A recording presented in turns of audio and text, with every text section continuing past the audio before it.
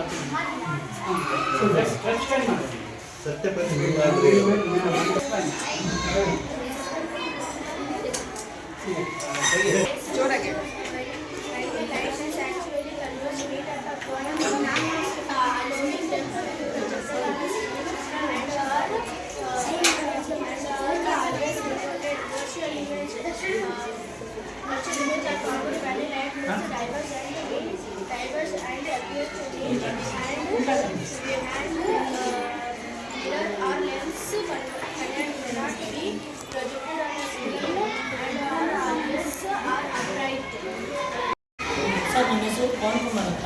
ನಾವು ಸರ್ಕಾರಿ ಹಿರಿಯ ಪ್ರಾಥಮಿಕ ಶಾಲೆ ಪ್ರೌಢಶಾಲಾ ಆವರಣ ಸಿರುಗುಪ್ಪ ತಾಲೂಕಿನಲ್ಲಿ ಅತಿಥಿ ಶಿಕ್ಷಕರಾಗಿ ಕೆಲಸ ಮಾಡುತ್ತಿದ್ದು, ರಾಷ್ಟ್ರೀಯ ವಿಜ್ಞಾನ ದಿನದ ಪ್ರಯುಕ್ತ ನಮ್ಮ 6 ಮತ್ತು 7ನೇ ತರಗತಿ ವಿದ್ಯಾರ್ಥಿಗಳಿಂದ ಕೆಲವು ವಿಜ್ಞಾನದ ಪ್ರಯೋಗಗಳನ್ನು ಮಾಡಿಸಿದ್ದೀವಿ. ಅದರಲ್ಲಿ ಬಂದ್ಬಿಟ್ಟು ಆಮ್ಲಗಳು ಪ್ರತ್ಯಾಮ್ಲಗಳು, ಬೆಳಕಿನ ವಕ್ರೀಭವನ, ಹಿಮ ದರ್ಪಣ, ಪೀನ ದರ್ಪಣ, ಮಾನವನ ಮೂತ್ರಜನಕಾಂಗ, ಮಾನವನ ಹಲ್ಲುಗಳು, ಮಾನವನ ಜಠರ ವ್ಯವಸ್ಥೆ ಮತ್ತು ದ್ಯುತಿಸಂಶ್ಲೇಷಣೆ ಕ್ರಿಯೆ, ಪತ್ರರಂಧ್ರದ ಕುರಿತು ಮಕ್ಕಳಿಂದ ಪ್ರಯೋಗಗಳನ್ನು ಮಾಡಿಸಿದ್ದೇವೆ.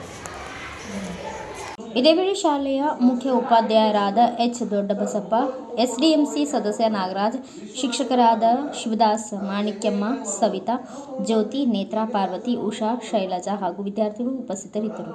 ಬ್ಯೂರೋ ರಿಪೋರ್ಟ್ ಶ್ರೀನಿವಾಸ್ ನಾಯಕ್, ಭಾರತ ವೈಭವ news, Siruguppa. Thanks for watching. Read, discuss and debate with editor Dr. Yan Prashant Rao. Wanted reporters in print, digital and visual media for Bharat Vaibhav Daily Newspaper, BV News 5 Channel and BV Fast Web News from all the talukas of Karnataka, Goa and Maharashtra. If interested, send your resume to 9019229369.